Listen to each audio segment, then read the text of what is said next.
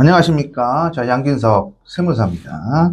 자, 이번 시간에는 2026년도 개인이죠.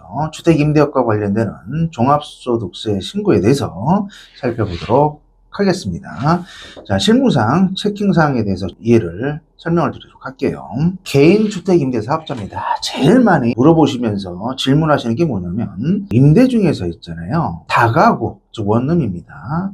원룸을 소유하고 있으신 분들이 전화 문의를 많이 하십니다. 특히 대학가 근처에 원룸들 많지 않습니까? 월세 받으면서. 그리고 신고 대상이야. 신고를 한다면 어떻게 신고를 해야 되느냐 많이 물어보고 계시는데요. 설명을 좀 드리도록 하겠습니다. 1세대 1주택이 아닙니다. 이건 양도세나 취득세하고 관련되는 내용이고요. 소득세에서 보는 거는요, 한 개의 주택입니다. 세대 기준으로 따지지 않습니다. 개인이 한 개의 주택을 기준으로 해서 그걸 소유하고 있는데, 그 가격이 과세기간 종료일이나 양도 시점에서 기준 시가입니다. 양도는 실질 거래 가격이 되겠죠. 이게 12억을 초과할 때 이제 과세가 되는 거예요. 1주택이라도. 이게 핵심입니다. 근데 내가 팔지를 않았어요. 지방에 원룸을 합니다. 기준 시가가 12억 이하다. 그리고 내가 한 개의 주택만 가지고 있다. 그러면 뭐 신고 안 하셔도 됩니다. 그럼 이걸 뒤집어서 생각을 해버리면 이 주택 말고도요, 또 다른 주택이 또 있다. 다가구 주택 포함해서 다른 주택에서 받는 월세 소득도 합산해서 5월달에 소득세 신고를 해야 되는 게 이제 핵심 사항이 됩니다. 자, 여기에 제가 1세대 기준이 아니라고 설명 듣고 한 개의 주택이라고 설명을 드렸는데요. 여기 근데 와이프나 배우자 명의로 또 하나의 또 주택이 있다고 가정을 한번 해볼게요. 요거는요, 특이상 예외 규정으로 부의 주택은 합산해서 주택수를 따진다는 거예요. 요 경우만 좀 주의를 해주시면 될 것 같습니다. 2주택 이상급들은 기본적으로 전부 다 임대소득 과세를 하고, 1주택도 12억 초과 고가주택만 이제 과세를 한다고 설명을 드렸죠. 주택수 계산 부분 설명을 드릴게요. 다 가구입니다. 원룸이죠. 요 경우는 한 개의 주택으로 봅니다. 다세대하고는 좀 틀립니다. 주택수 계산에 주택으로 보시면 되고요. 두 번째 주의사항은 주택을 공동 소유로 갖고 있을 때입니다. 그럼 지분이 존재할 거 아닙니까? 기본적으로 공동 소유 주택은요, 6대4 이런 식으로 돼 있으면 지분이 가장 큰 사람의 주택수로 간다는 거예요. 지분이 작은 사람은 주택수 계산하지 않겠다는 얘기죠. 지분이 큰 사람의 주택수로 간다, 이렇게 보시면 되고요. 자, 그런데 공동소유주택이긴 한데 주의사항이 있어요. 고가 공동소유주택도 있을 수도 있잖아요. 12억입니다. 그럼 12억을 초과할 경우에는 거기에 지분이 6대4라고 가정했지만, 자, 40%죠.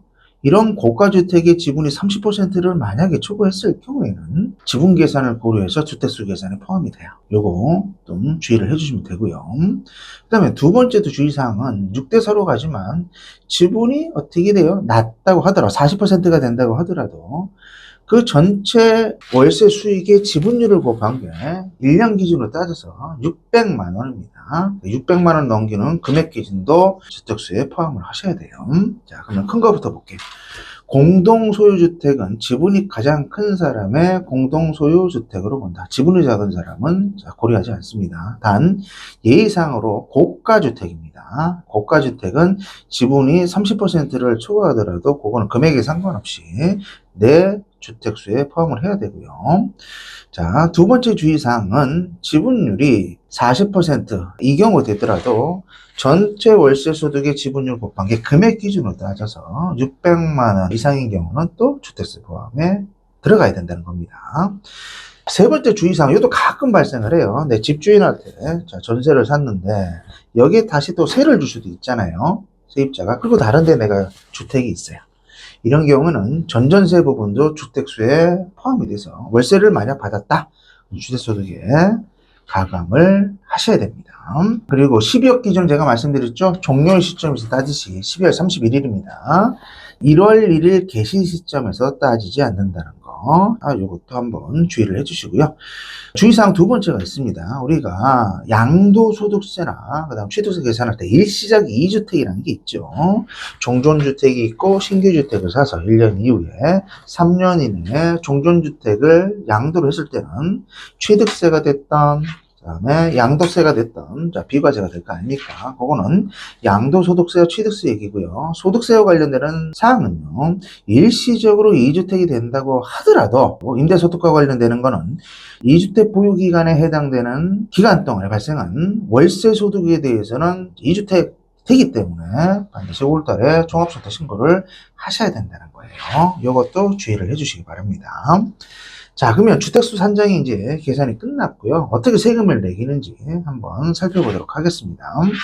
자, 개인별로 종소세 신고를 합니다. 월세와 간주 임대료입니다. 이걸 합한 게 개인별로 2천만 원 이하일 경우에는 자, 5월 달에 종합소득세 합산과세를 하든 분리과세 15.4입니다. 세율이 하던 요거를 선택사항입니다. 종합과세 할 수도 있고 분리과세를 할 수도 있어요. 그럼 이걸 뒤집어 생각을 하면 월세나 간주임대로 합한 금액이 2천만 원을 초과하는 경우에는 5월달에 종합소득세 합산과세 신고를 하셔야 됩니다.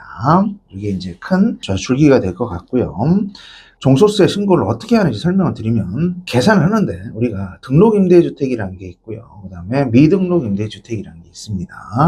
등록임대주택이라는 거는 우리가 10년짜리 장기임대주택이 됐던 8년짜리 장기임대주택이 됐던 지자체에다가 신고를 하고 세무서에다가 요건이 충족이 돼서 사업자 등록 신청을 했을 때예요. 이 두 가지 모두 충족이 됐을 때는 우리가 등록임대주택이라고 하고 혜택을 좀 줍니다. 필요경비가 됐던 기본 공제가 됐던 미등록 임대주택에 대해서 혜택을 많이 줍니다. 여기에 또 감면이라는 게 있어요. 세액 감면이라는 게 있어서 장기냐 단기냐 호시를 1호를 했느냐 2호를 했느냐에 따라서 감면 비율이 틀립니다.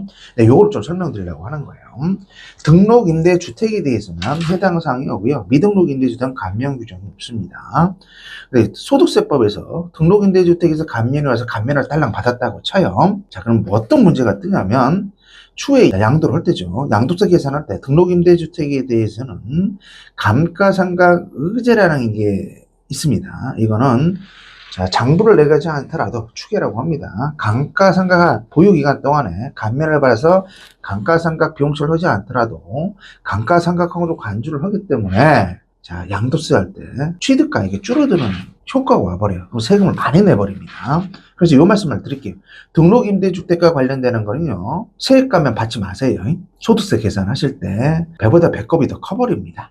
있기는 있지만 양도세 규정에서 추징되는 세액이 더 커버립니다. 그 다음에 등록임대주택에 대해서는 소득세 계산을 할 때 15.4로 원천징수를 하지만 자, 필요경비가 수익금액 60%고 그 다음에 미등록주택은 50%로 빠집니다. 그 다음에 공제라는 걸 또 빼주죠. 400인데 미등록임대주택은 200만 원만 공제를 시켜줍니다. 요거 계산해서 15.4, 2천만 원 이하는 세금 계산하시면 되고요. 근데 2천만 원 넘기면 뭐예요? 반드시 종합소득세 신고를 해주시기 바라겠습니다. 그 다음에 세 번째 테마는요, 보증금 받을 때입니다. 간주임대료라는 게 있는데 간주임대료와 관련돼서 이제 크게 이슈가 되겠죠. 지금은 2025년도 귀속분에 대한 종소세 신고를 하기 때문에 2025년 내용에 대해서 좀 설명을 드리도록 하겠습니다. 간주임대료 대상이 되는 건 뭐냐면요, 부부 합산입니다. 개인별이 아니고 부부 합산으로 해서 3주택 이상일 때만 해당 사항이 옵니다. 3주택 이상이 아닐 때는 올해는 이제 크게 의미가 없습니다.